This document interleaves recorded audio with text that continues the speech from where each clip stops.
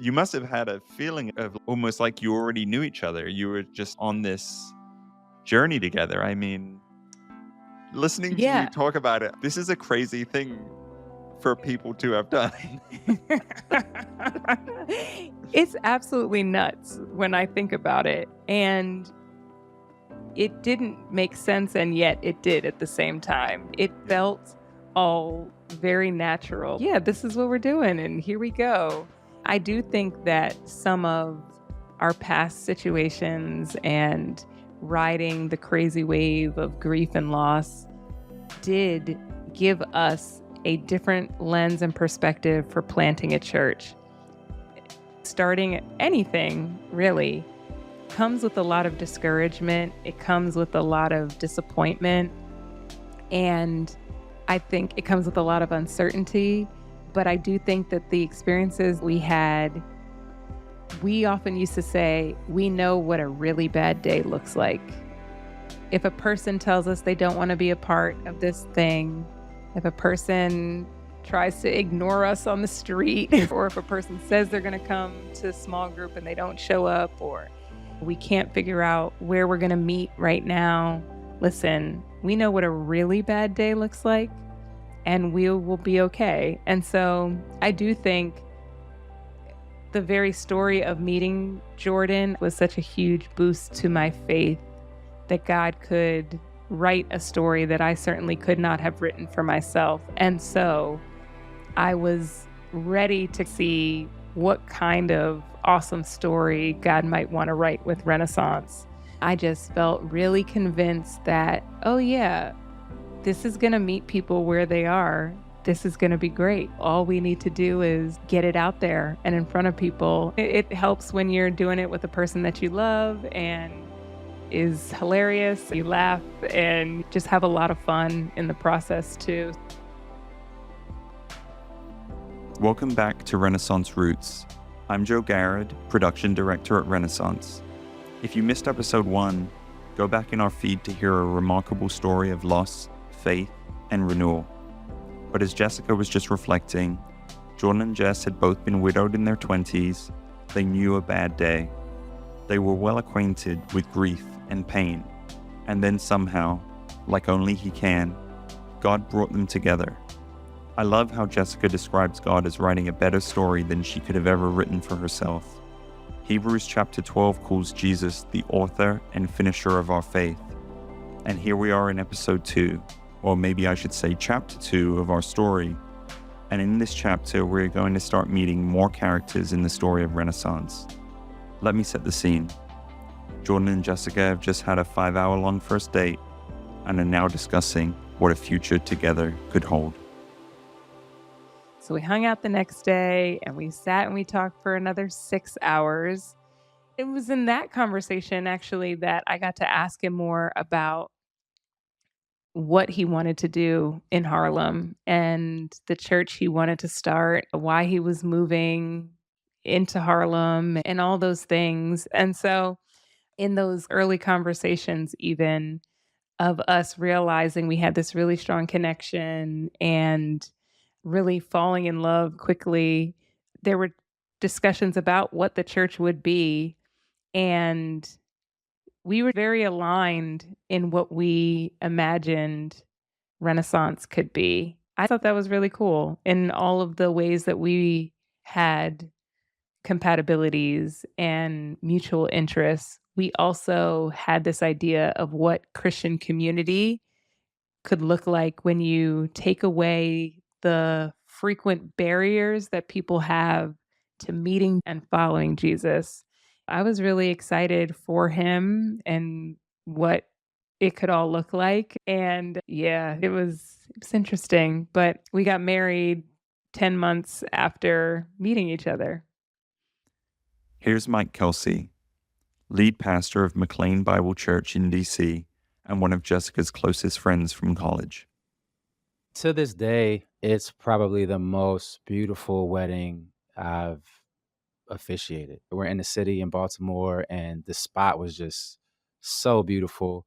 But I think just the story of God sustaining the two of you and bringing y'all together. And it's a cool story, the two of you getting married, having walked similar paths and journeys. But I think the most beautiful part was just it was a reminder that God has life for you and joy for you on the other side of grief and tragedy. And that looks different for everybody.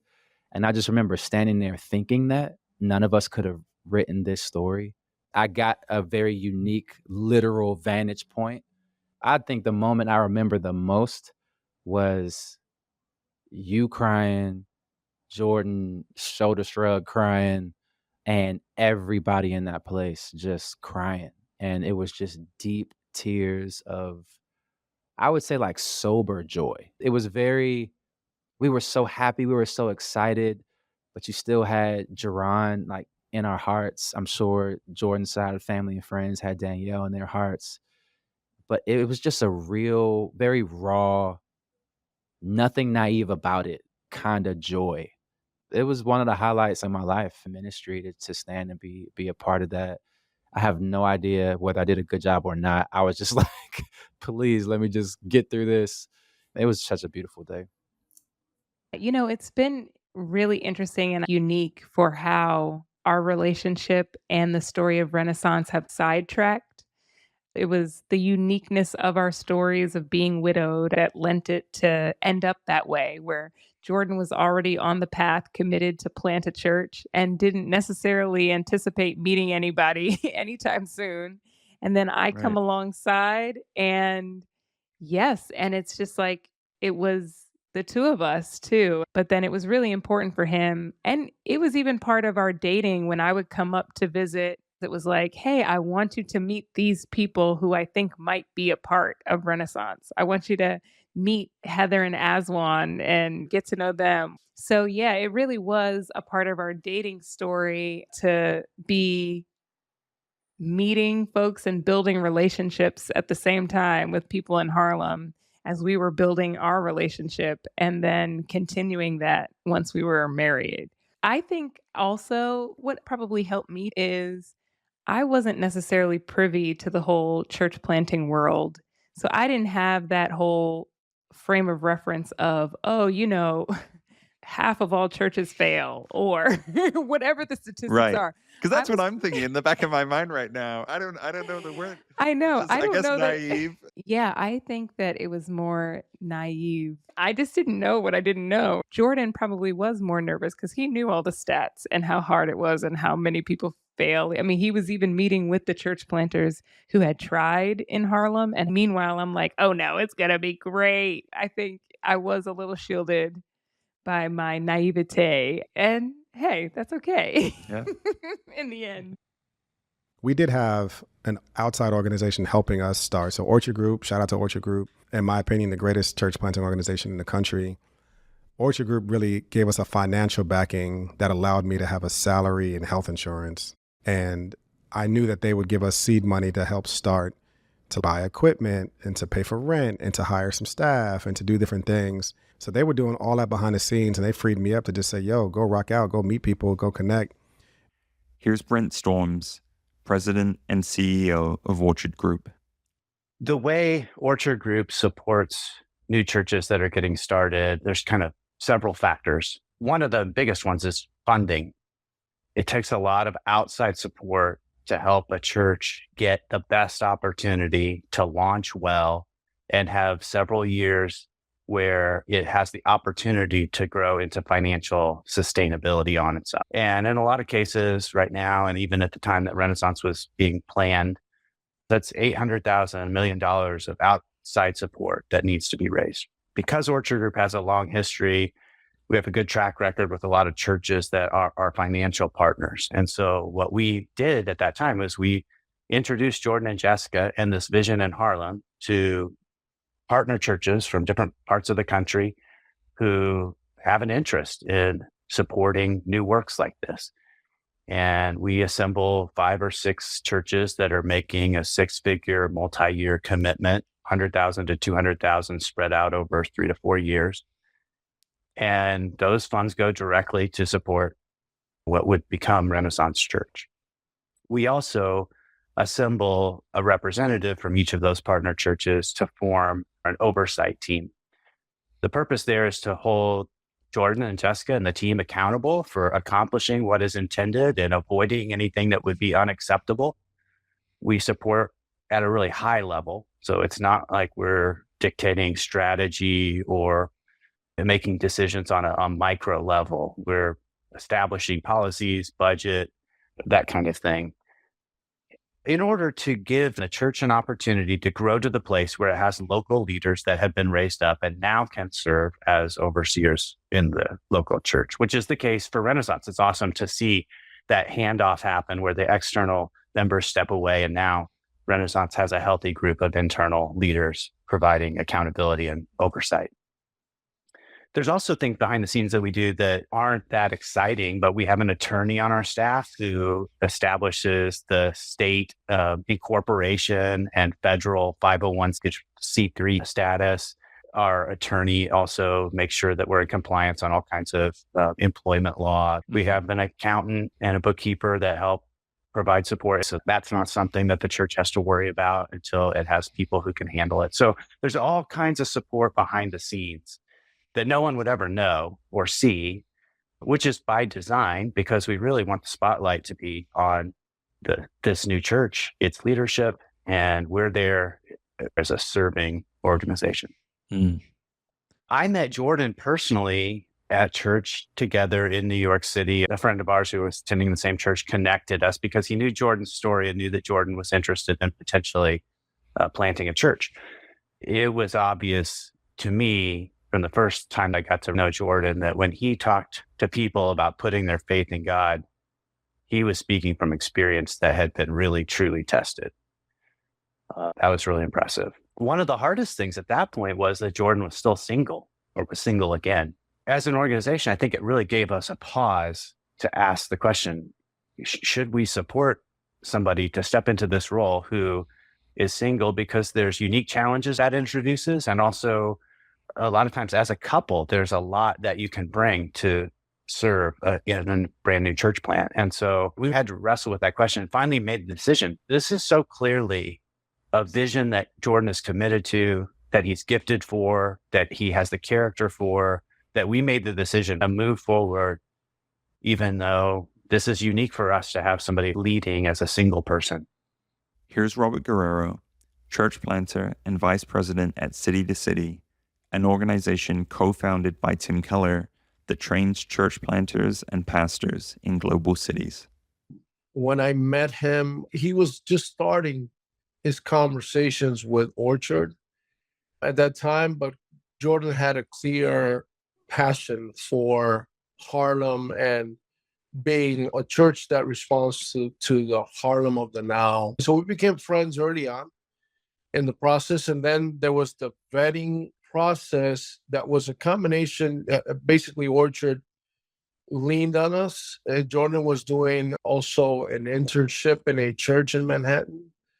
And I was excited at that time because Jordan was African-American, planting in Harlem, native, and we needed more of a native expression of church planting in our own process in City to City to become more diverse in our impact and in our contribution to the city. I'm Dominican, born and raised in New York, but both cultures. Yeah. I've lived half of my life in the Dominican Republic. So I was the brown guy at that time, and Jordan came as a Black leader, of very sharp and passionate and visionary. And so it was a friendship, coaching, mentorship, accompaniment, all that together blended in our relationship in the early days. I remember having conversation with Jordan in his initial interactions with Orchard as they were assessing both each other. Is this a right fit? I know there was a lot of excitement in the room in that, but there was a lot of exploration. And Jordan and I in the early days had conversations about those opportunities and also concerns. Because for Orchard, it was a new thing as well. To plant in Harlem, African-American leader, there was a learning curve.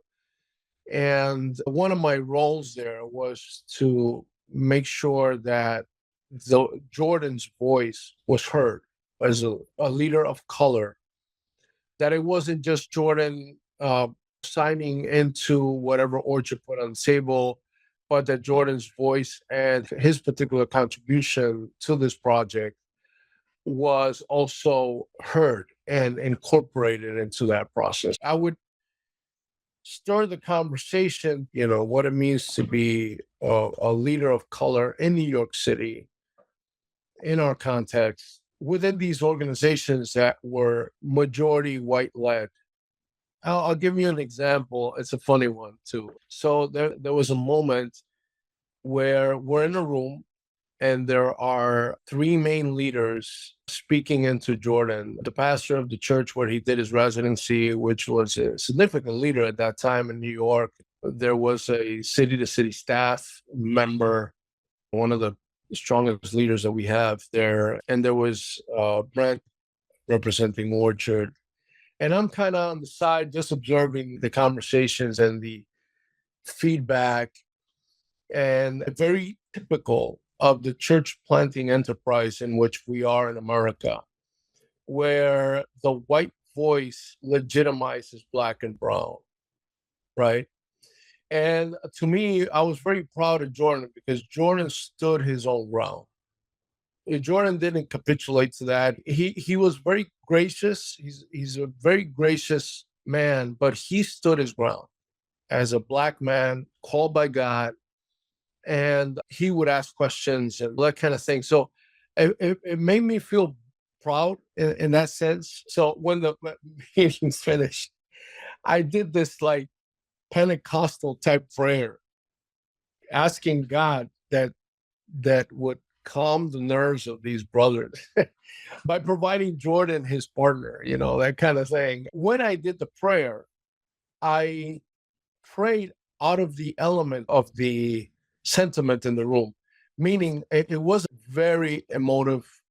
These are more like Irenic white guys, Presbyterian type, and I intentionally went charismatic on this prayer, which I brought my full Latino-ness into the prayer, and that was intentional.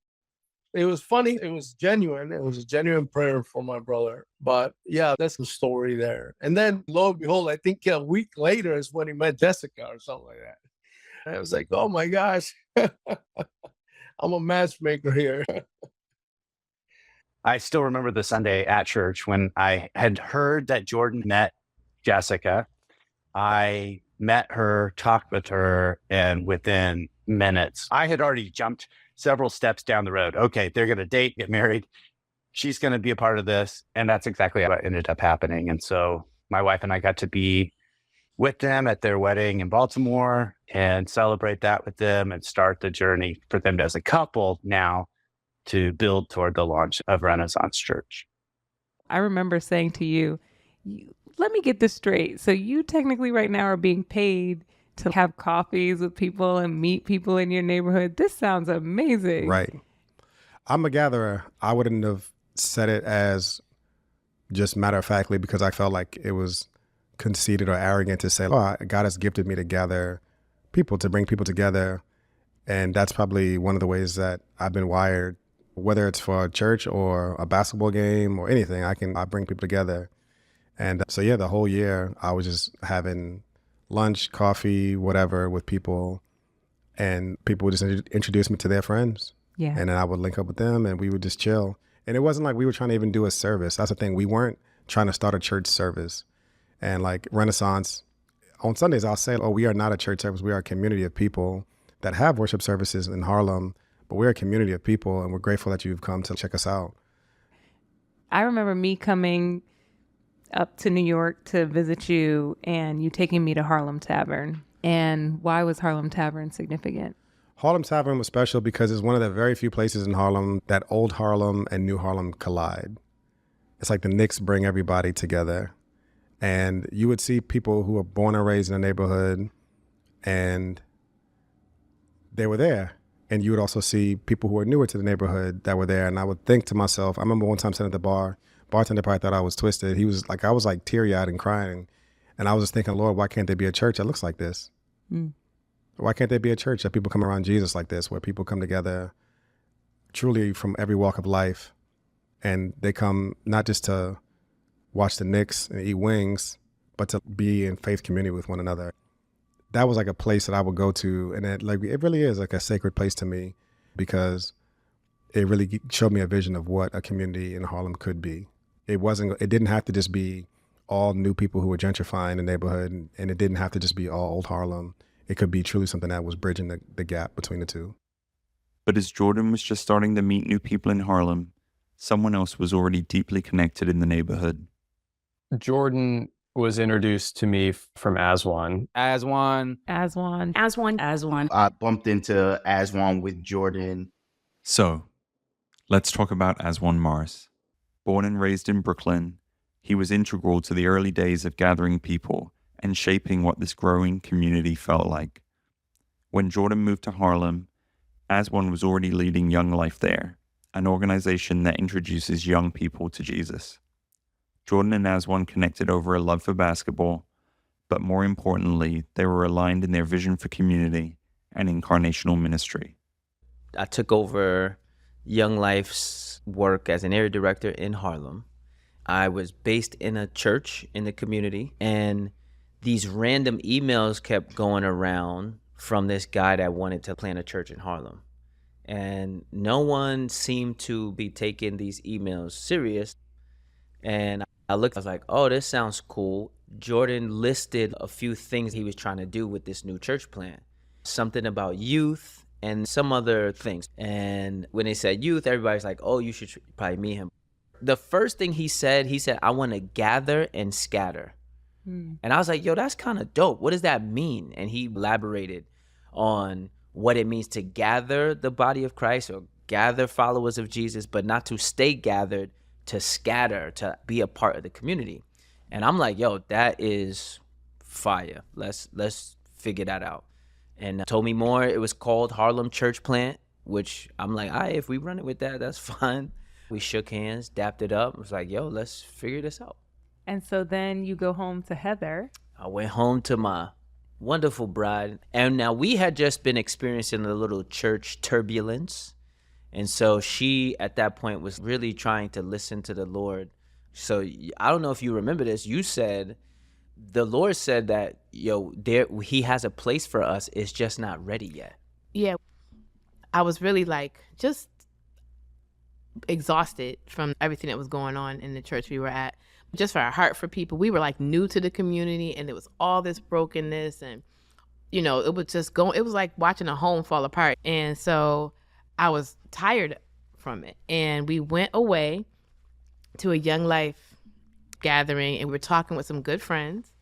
And the wife says, I hear the Lord saying that he has a place for you, but it's not ready. Wow.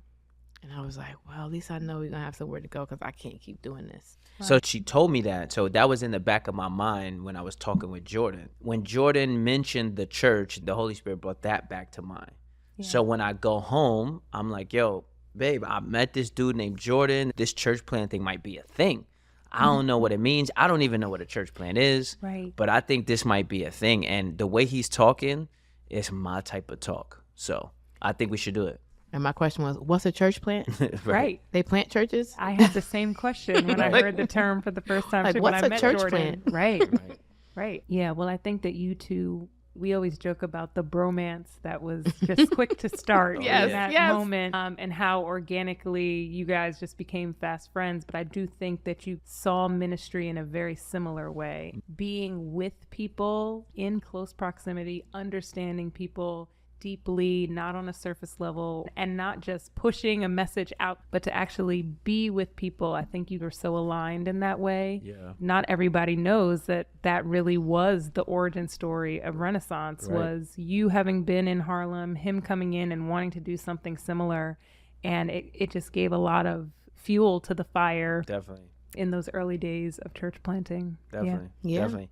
And I remember him also being willing to be in the mess too, right? Because relationships aren't neat. It's an art, not a science. I didn't do everything right. People get upset, but the ministry of presence, you continue to show up. Like that speaks louder than some of the kind of corrections or theological stances that you try to persuade people to have. His desire to be in the mess. Some of the young people I was with, he got in the mess with me. So now, as Heather was sharing, it's not just me and her trying to lead people. Now I got a brother who is about that life, who's willing to let people in his home, who gives a blanket in the middle of the night when somebody needed a blanket, who comes to the hospital when a young lady is experiencing trauma, who I called and was like, yo, we'll get an Uber, we'll go get somebody if you need to get them. I didn't have that. I've been around church stuff for a long time, and not too many people are doing that. We had the backing of Orchard Group, and then the first thing we really did was start a small group in our apartment. Yes. The people we'd been meeting along the way, we were really intentional about inviting 12 to 15 people that represented what we wanted to see in a future church. So people from Harlem, people new to Harlem, people with church hurt who were trying to maybe recover from that church hurt and rediscover who Jesus was, people who'd been Christians for a really long time, people who were newer to faith. We brought all those people together in our apartment. Yeah, September 18th, 2013. I did not sleep well the night before that. I remember waking up the next morning looking at you and feeling bad for you. I know I don't know what I'm doing, but I don't think she knows that I don't know what I'm doing yet. And she's going to find out tonight. And it's funny because we told everybody 7:30, and I was like so nervous at like 7:25, and the doorbell rang for the first time. And I was so happy. And then people started coming upstairs, third floor walk up, and our buzzer wasn't working. So I had to go downstairs and come all the way up each time. It never worked. It never worked for the entire all the time we 3 years stayed we lived there. Here's Wendell Wilson. When Renaissance was getting started, Wendell was working closely with Aswan at Young Life. I'm from New York City, raised in Harlem on the same block pretty much my whole life. PS 76 is about 3 or 4 blocks away from where I grew up. I grew up in the 90s and watched Harlem change throughout the early 2000s and late 2000s. And yeah, I am very invested in Harlem. I was in and out of church at the time. And then Aswan was saying, hey, he met this guy named Jordan. Dude is super cool. They've been doing these open gyms once a week. This guy was thinking about starting this church up in Harlem. And so we all went to this Young Life Summit and hung out for lunchtime. And that was the first time I actually got to hear Jordan ever talk about, at that time, the Harlem church plant. And he talked about moving into the neighborhood and all the things he was learning about Harlem. So we just started hanging out. And he talked about just wanting there to be this authentic piece, people who were actually from Harlem, people who were really invested in the neighborhood, who had grown up there, seen change in the neighborhood. And he wanted to blend this old Harlem with this new Harlem and watch these different generations collide. And so I was like, yeah, I'm here. I'm with it. I have been looking for a place to call church home and not be jumping from church to church. I was totally invested from the very beginning. Here's Caleb Hill. Caleb was part of the original core team, has served as a deacon, and still attends Renaissance with his wife and son, Amanda and Felix. Moved to the city in the spring of 2013, and I had to move on a fairly short timeline. So I landed in an empty room with some Christian guys uptown, but who went to church in Chelsea, and knew that I wanted to do something to serve. And I wanted that to be closer to where I lived. Then it felt a little strange to try to plug into serving in Chelsea. But there was somebody who served with Young Life. I introduced myself to him and I said, hey, could you make an introduction to whoever's doing what you do, but uptown? And so he made the introduction to Aswan. That would have been the summer of 2013. Mm-hmm. And then I started getting to know Aswan and Shawana and Dell at that point. And then Aswan made the introduction to Jordan shortly thereafter. He said, you've got to meet this guy, Jordan. He's on our board. I wanted to go to church and serve in the neighborhood that I lived in, but had no idea what that looked like necessarily. It was just on my heart. When Aswan introduced me to Jordan, we just very much aligned on the things that were at the core of what he was passionate about. And I knew the details would follow, but that we shared so much of his vision that I knew from that point that whatever form it took, I was just going to be along for the ride. So that was January. I jumped into the small group shortly thereafter. While we had plenty of discussion that would look like a traditional Bible study, it was also fun to meet new people that you were on a bit of a journey with, and starting to get stuck in with people that you could see along an exciting road ahead, trying to build something together. I remember going to this apartment, 1 bedroom, and just looking around the room, whether it was city or ethnicity or whatever, we were all from different places in life. For me, I was so young at the time. I believe I was like 23, 24. I was very new to working in ministry. Even though I was excited about being a part of this church plant, I definitely was like, am I qualified to be in this room with people who had lived so much more life than I had? I remember the first day passing out these little postcards and asking us the question, in a couple of years, where would you want to see Renaissance? Something equivalent to that. When we were able to go through those questions, everybody was looking for the same thing. I think that was common ground early. Everyone was looking for a church home, a place that was authentic, a place that didn't have pseudo community, but where we could really invest and form something real, something tangible, coming together for this common goal of seeing Jesus glorified. Those times were something I started to look forward to every week. Every time we got together, it felt our family was growing. I really enjoyed those times. And I think at that time also, just for me personally, there wasn't a lot of spaces in which I was talking through my faith. I definitely was a Christian, but I didn't have a lot of people my age to bounce ideas off of or just talk through. That space became that, like a safe space to share and be authentic. It was really dope. This is Shawana Bell Richardson, Renaissance's Youth Ministry Director. I met Jordan and Jess at a transitional time in my faith journey. I was going to a different church and I was very much involved in Young Life. And Aswan was my area director at the time. As I was transitioning from the church I had been going to, I went to Times Square Church for a little while with no real plan or anything or where I would wind up. And then I heard that Aswan had started to go into some small groups on a Wednesday. And I'm like, okay, so, all right. And then I started to hear Waddell also was going to the small groups. And so at some point, I had to shake Aswan down and, where's my invite? I need to be a part of this. I wound up attending, and I remember going into the space, and my first thoughts were, wow, these are really different people. Okay, I'm gonna listen first. And then overall forgetting anxieties that I had because I felt everybody was so authentic. They really just wanted to be there to grow in their faith, to connect with people. And so I know that became a highlight for my week. And yeah, I was just down.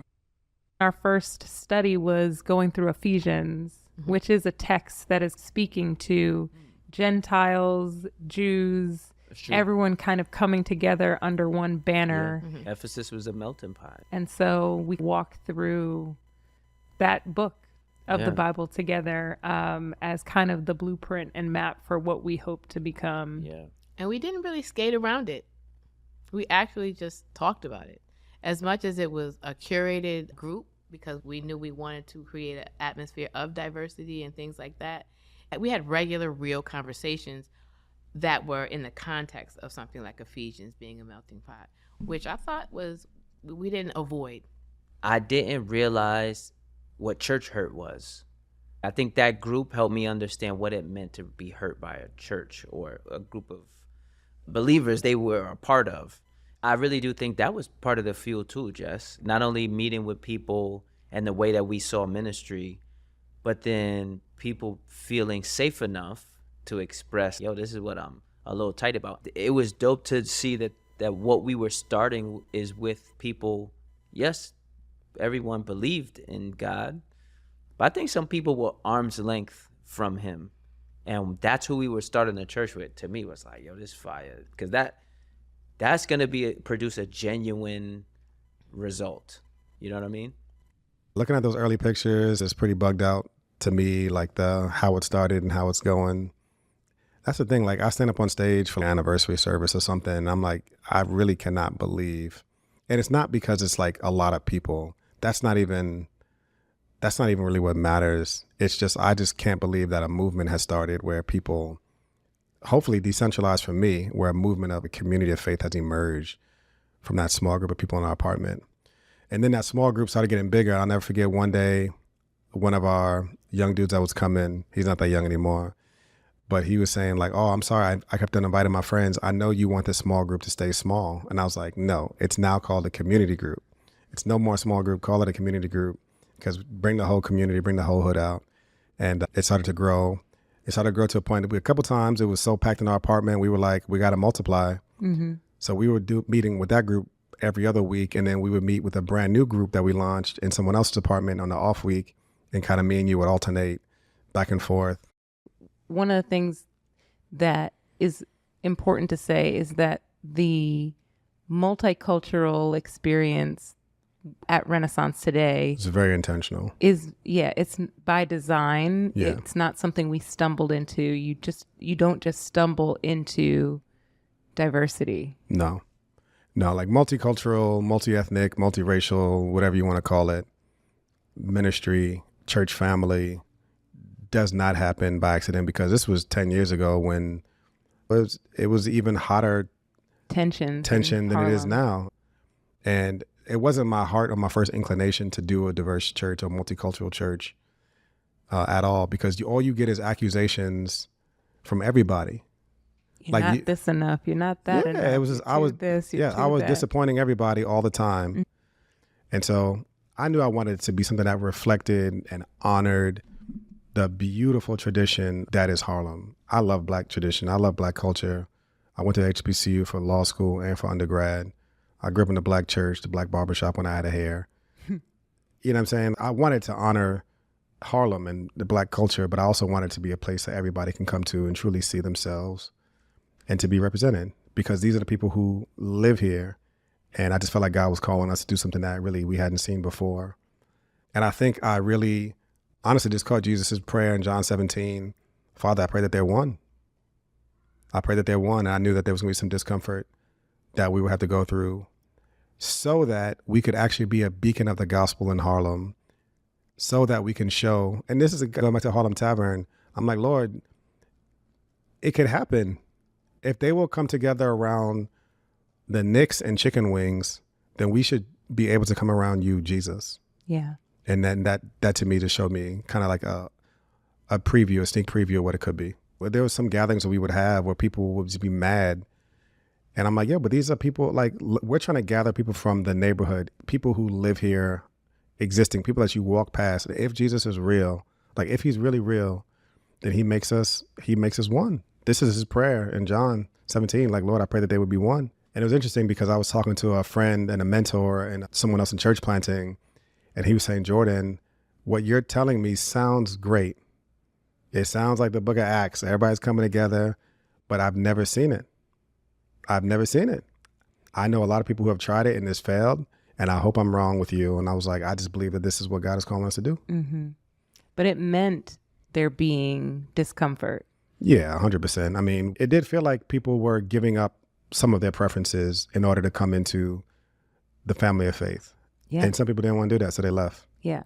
I think we always felt like if people are not feeling like they're giving up some of their preferences, we're not doing it right.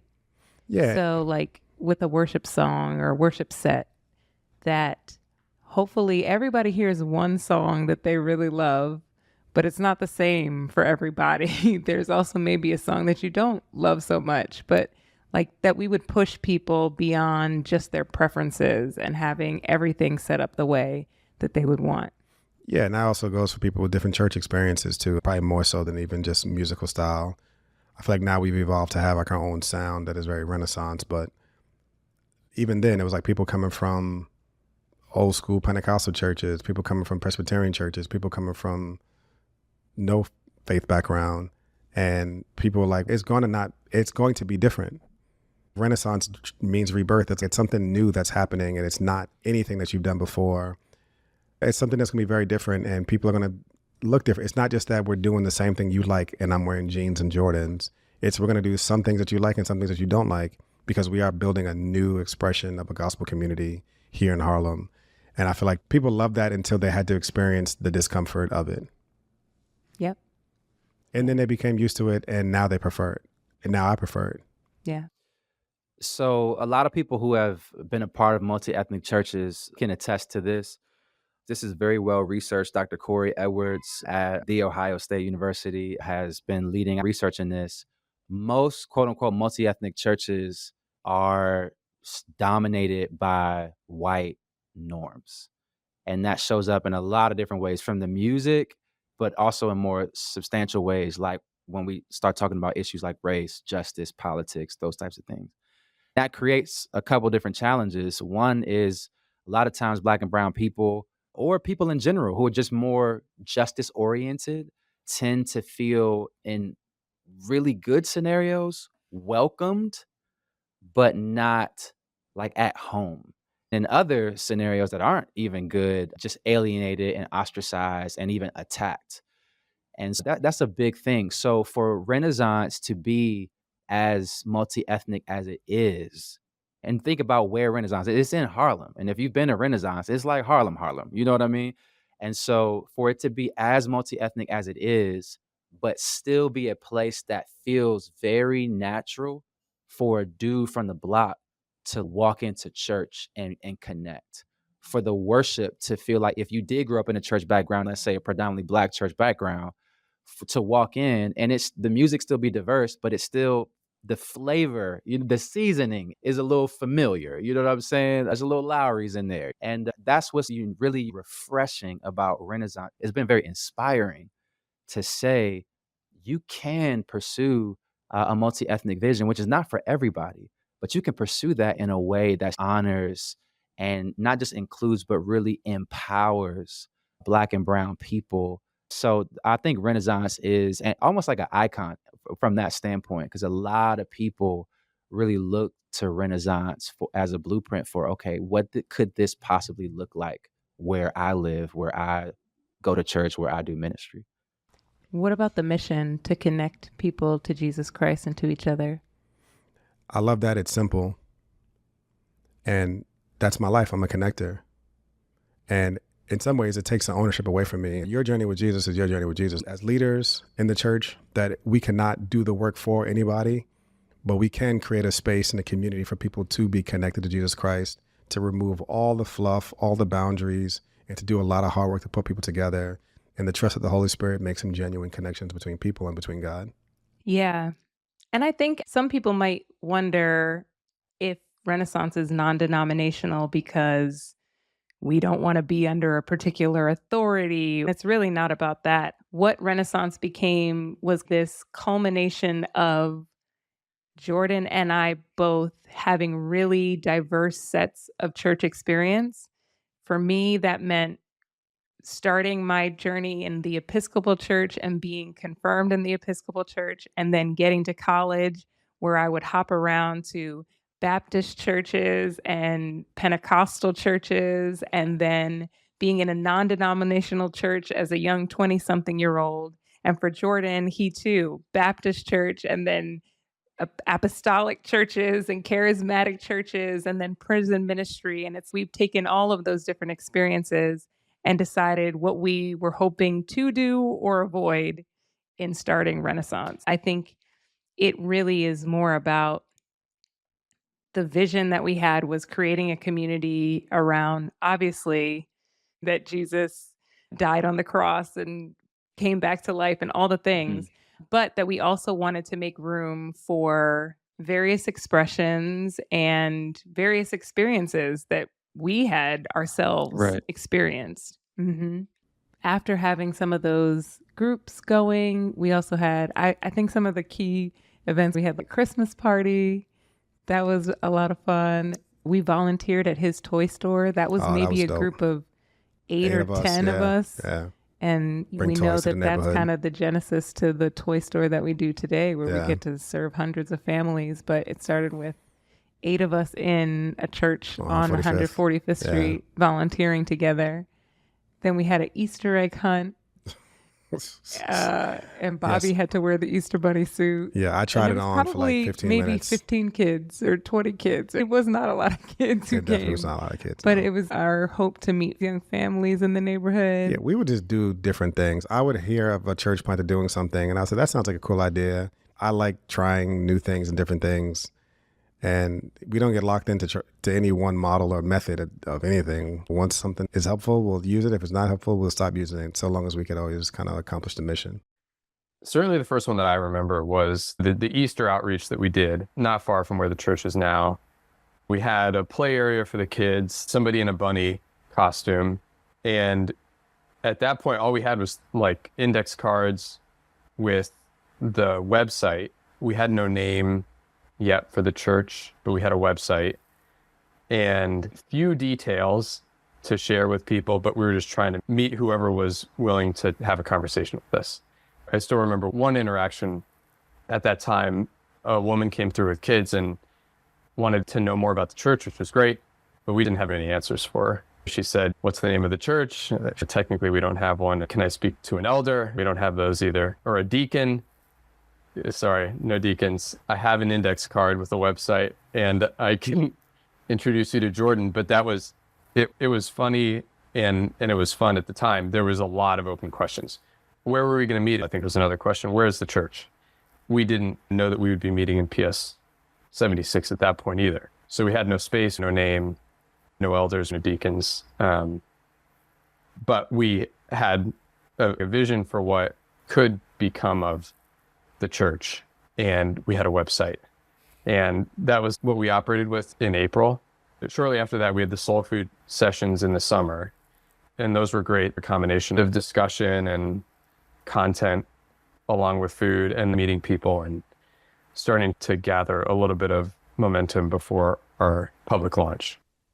So we would do these things called soul food dinners, where we would just bring people together in the community. And that one in June, I'll never forget, I used to text everybody who I connected with, and there was one in June before we launched, there was 175 RSVPs.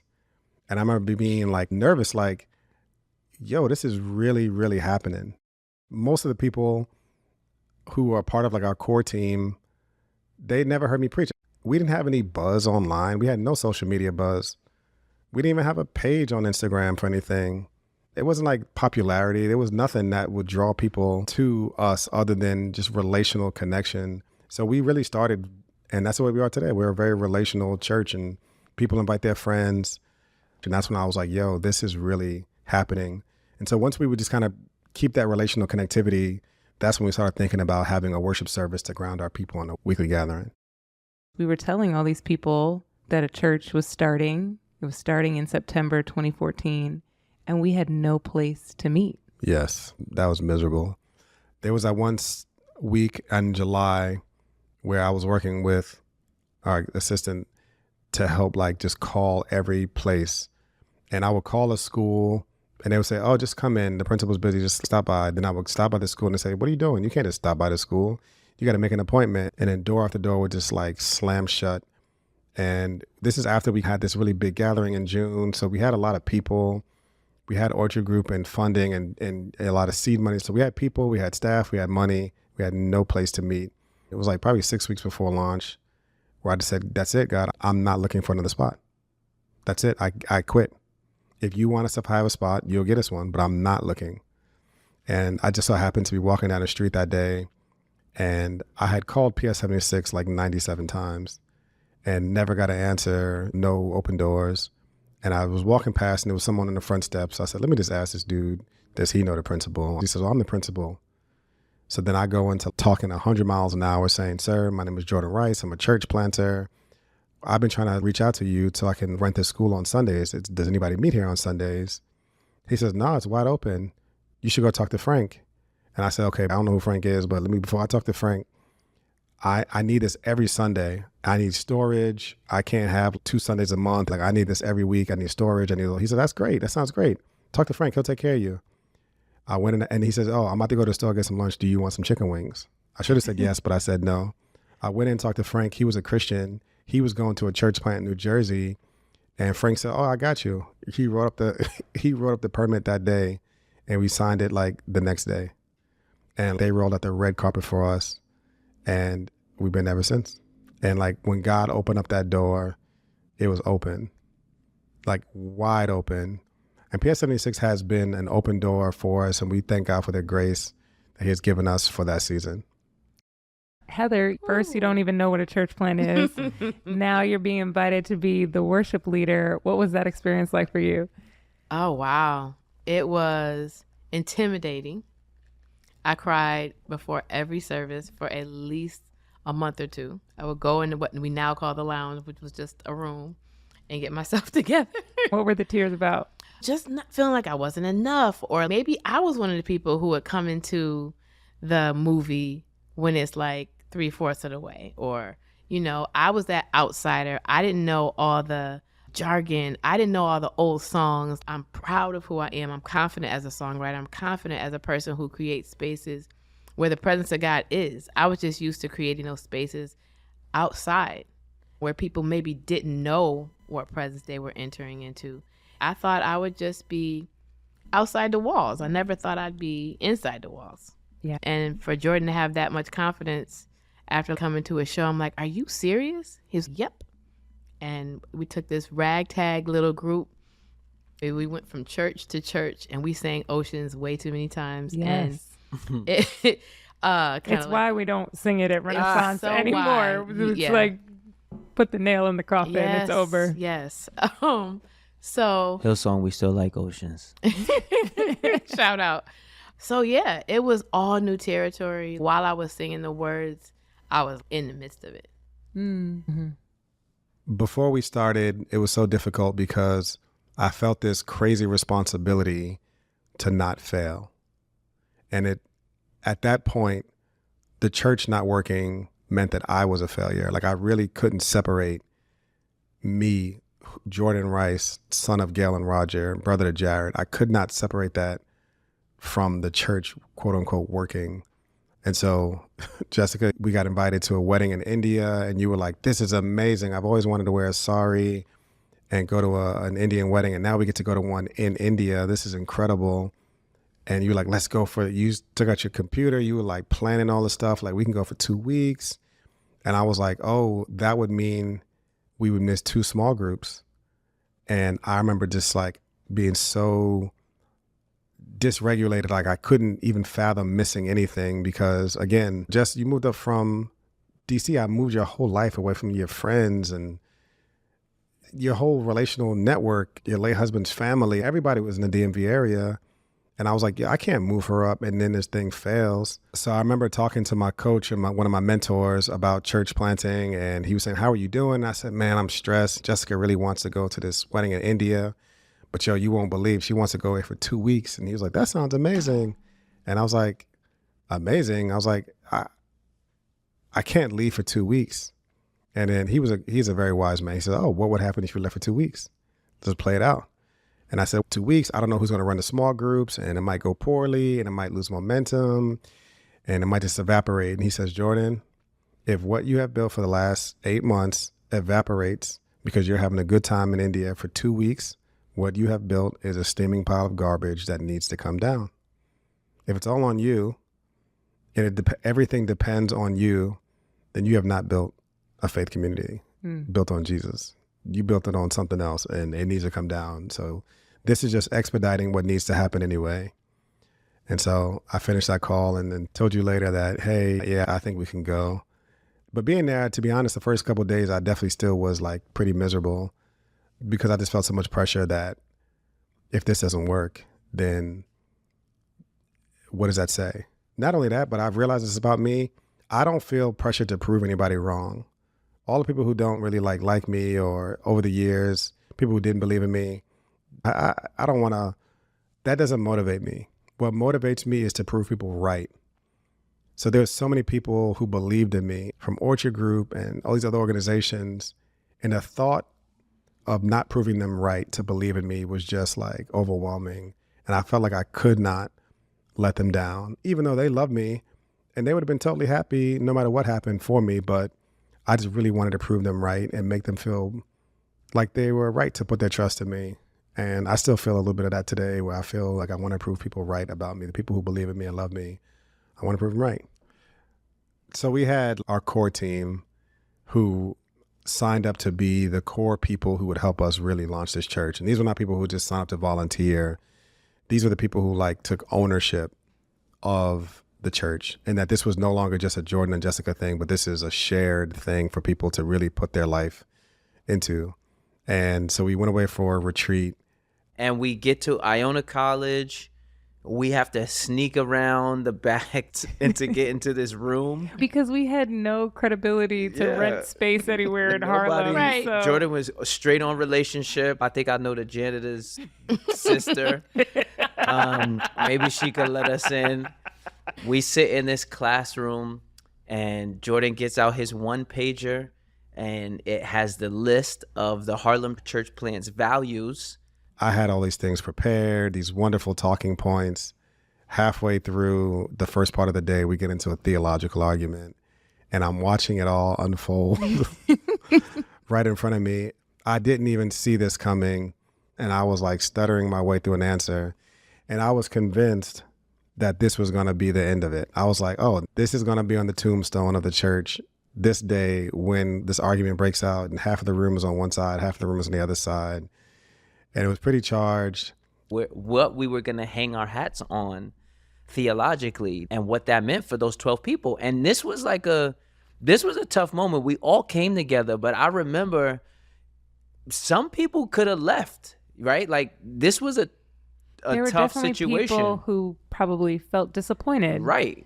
After that meeting. Right. I thought it was this. Yeah. I hadn't thought that you would say something different from Right. what I had been thinking and Right. believing. Yeah. It was a tension Yeah. for sure. And in hindsight now, it's pretty funny to think about it, but that brought us closer.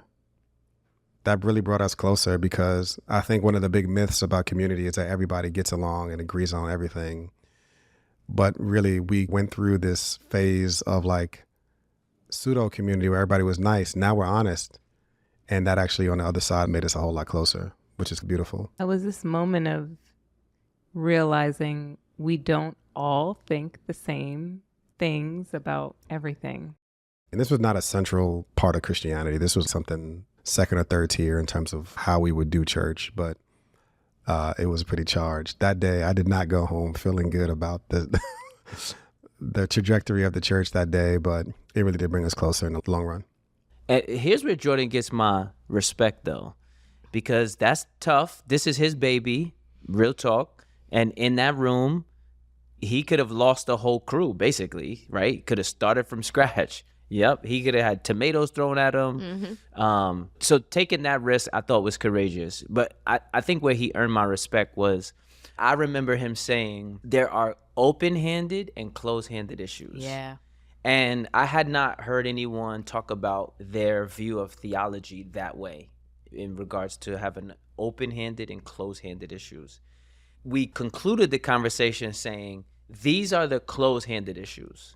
If we all agree on the closed-handed issues, then we could sign this paper and keep rocking. The open-handed issues, we could continue to have conversation around. Jordan made it clear what he believed, and he was humble enough and I think courageous enough to allow people to share what they believed about those open-handed issues. But we didn't allow the open-handed issues to be divisive. They didn't become things that mitigated our time together. They were understood as open-handed issues. I remember that being a unifying factor. We all left saying, all right, this we can agree on, and this we can continue to talk about. I remember that. And then we had Mexican food, and I have a picture of you with a sombrero. When you think back to that time, again, I think it's so easy to see Renaissance today, multiple services, hundreds of volunteers, But back then, what was going through your head? We were asking people to help us launch a church, and they were doing it off of just our relationship. And they never heard me preach. They never heard a worship service. They never heard nobody sing. They didn't hear any of this. They just knew we're going to trust Jordan and Jessica and Heather and Aswan and these people that are in front of us, and we're just going to try it out. Here's Renaissance's children's ministry director, Tanya Velado. I was praying, saying, Lord, where do you want me to serve? How do you want me to serve? Through my college years, I had an opportunity to help build a church in the country of Moldova. It's located between Romania and the Ukraine. And while I was there, we were serving with local churches. We were serving at camps. We were involved in different ministries. And at the very end of the trip, I remember talking to 3 Moldovan children. In that moment, I just felt the Lord saying, this is it, Tanya. This is the country you've been praying for. And so I finished college, and I was faced with the reality of, oh, what am I going to do? I'm either going to say, forget about it, just kidding, or no, this is actually going to happen. And so through the years, through the different steps, I ended up moving to the country of Moldova in 2003. And I moved there not knowing when I was going to come home, how long I was going to be there for.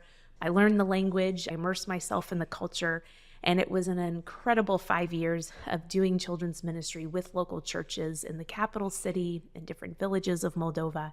And this just continued the journey in kids ministry, different capacities, fundraising, direct children's ministry. But through a series of different health challenges, I realized it's time for me to go back home to New York City. And as I came back to New York, I started selling clothes at Bloomingdale's and just praying, saying, God, what do you have for my future with children's ministry? So the months went on. I met Jordan at a local church, knew of him, that he was planting a church. And one day when I almost moved to Harlem, I called him. And I said, you don't know me, but I know that you know Harlem. Can you answer some questions for me? And that began him inviting me to a Christmas party, to different events they were having. All he knew was I sell clothes at Bloomingdale's and I'm a photographer. And so in that spring of 2014, I was teaching a class on children's ministry. I contacted Jordan and I said, Jordan, if you're going to be planting a church, you need to think about the kids. And so I want you to come to my class. And so he and Aswan came, and I was just so blown away that these 2 men that are very busy took the time to come to my little class of 5 people to learn about kids ministry. And that started a series of conversations. And then there was going to be a preview service. And he asked if I would direct a kids program for that night, this one time. And so I said, yes, that would be great. I want to be back in kids ministry. I can do that one time. And when we met to talk about it, he said, actually, would you come on staff and be our kids director for 6 months? If after 6 months, if you're good, you can go on. But I left that meeting and I had worked with an established organization, and I had gone to a local church that was established. It was still kids ministry. It was still all the things I had done for the last 15 years. But I just had this thought, there's nothing. There's nothing. We don't know how many kids. I don't know a single volunteer. We don't have materials. I don't even know what the ages of kids would be or how many would come. There is nothing. That part of me that really loves development and taking something from the beginning and bringing it forward, that I had this chance to develop this children's ministry from nothing to say, all right, we're going to be here, but we have no idea who's coming. That was an exciting time, a time of a lot of unknowns, but also an exciting time to think about this future that we were trusting God with. And you would say the overwhelming feeling was excitement? Yes, the overwhelming feeling was excitement. It was this feeling that there was a church that even before the doors opened, from the very first day, there was going to be a place for our kids, that it wasn't going to be a year down the line or 2 years down the line, but from the very first day, Renaissance Church has thought about our kids, and they've prepared for our kids, and they've put a staff member in place for our kids. And that idea that when families come, that every single member of the family can say, this is a place for me, this is a community, this is a church for me, and I can see me in the life of this community. When I think of the days leading up to that very first Sunday, I remember in my living room, there was this pile of about 6 boxes. And there were markers and crayons and activity pages and Bible lessons and even a portable crib if we have any babies that came. And we got all the supplies to the school. And we set up 3 rooms, a room for babies, a room for preschoolers, and a room for elementary kids. It was an exciting day because it was the very first day and what was going to happen. And I remember being in a room with about 5 volunteers. I said, okay, I don't know how many kids are coming or who's coming, but when they come, we're just going to send you into a room. Here's the supplies, here's what's happening, but we're just going to send you out. And in that moment, it was scary not knowing what's going to happen. We had so many unknowns, but God helped us plan. He helped us prepare. And at the end of the day, it was this really exciting feeling of we were ready. I was terrified. I was terrified every Sunday. And I think I would say this to you. You would tell me, Jordan, stop telling people you have no idea what you're doing. And I would say, I really have no idea what I'm doing. But your honesty might not be serving us. Yes, right it might now. not be helpful because you have some idea. You said, Jordan, you have some idea. And I would say, yes, I have some idea, but I truly don't know what I'm doing. And also there was a big piece of me that was insecure even about my preaching. I was insecure about my leadership ability and capacity. If you put me in front of a judge and in a courtroom and give me a briefcase and a legal pad, I'm gonna go to work. I knew how to do that, but I just didn't know how to lead a church. I didn't know how to preach a sermon series. I didn't know how to do any of these things. I took a preaching class in seminary, but what can that teach you when you deal with real people and real lives? So we hosted a preview service 2 weeks before launching. Yeah. We wanted to do one the month before, but we couldn't find a space to meet. So that was the soonest time we can get like supplies because all of our equipment was being delivered. And in between all that, you and I found out we were pregnant. Yes. Add one more thing to the mix. Yes.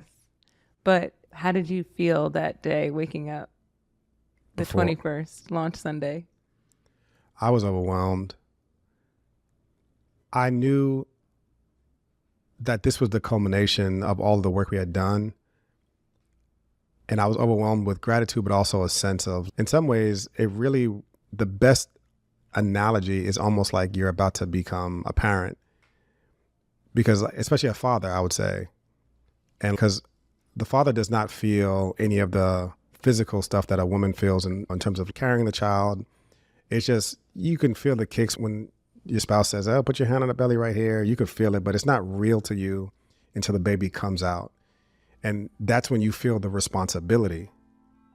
And now I was starting to feel overwhelmed because I was like, oh, now I'm no longer just like a person meeting with people saying something is coming. We are starting formally a faith community. And now there's responsibility attached to these people, these beautiful souls that are coming to sit up under my leadership. Now it's actually happening. Now you're responsible, not just like legally responsible, anything like that, but like you're responsible to be their pastor. They're in the room. Great. Now what? Now you have to pastor them and lead them to connect Jesus Christ into other people. So that's like the overwhelming feeling because again, I was saying, I have no idea what I'm doing. You were nervous and I felt an overwhelming sense of confidence that it was going to be amazing. In some ways, it was both of us can't be worried. If you weren't worried at all, maybe I would have been worried. But because you were worried, I was like, no, this is going to be great. I just had such a sense that was like, this is a real need that we are meeting, creating this space for people. And I think it's going to be great. Yeah, I'm glad you felt like that because I definitely didn't feel that. I just had so much self-doubt.